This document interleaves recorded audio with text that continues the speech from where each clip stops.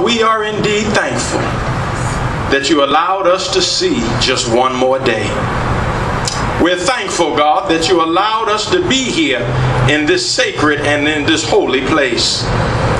We're thankful, God, that this was once a place of imprisonment, but now, God, you have blessed it to be a place of emancipation.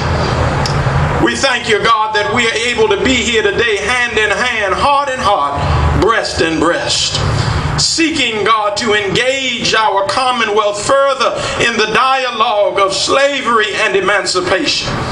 So, God, we ask you now that you would endow us with your presence, that, God, it might make our communing together all that much more special.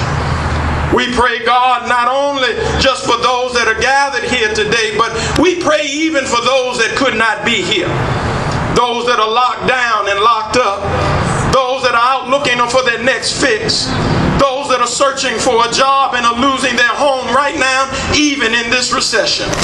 We pray for those that are down in the hospitals, and those that are in the juvenile detention centers, those that are walking the streets without mothers and fathers because of what we have been through. We pray, God, in the name of Jesus, that you would be a God unto the motherless and unto the fatherless, that you, God, would continue to be our God and we would be your people.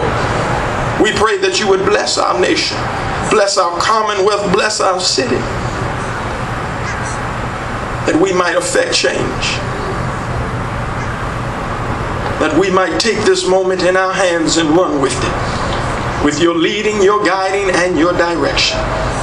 Thank you for being here today, and thank you for allowing us to be here. And God, we ask that you would only do one more thing, and that is that you would meet us with your spirit on the trail. That as we walk, God, we would not repeat the same mistakes twice. That we, oh God, would learn from our ancestors, learn from what they've been through, and that we would make it better for our children.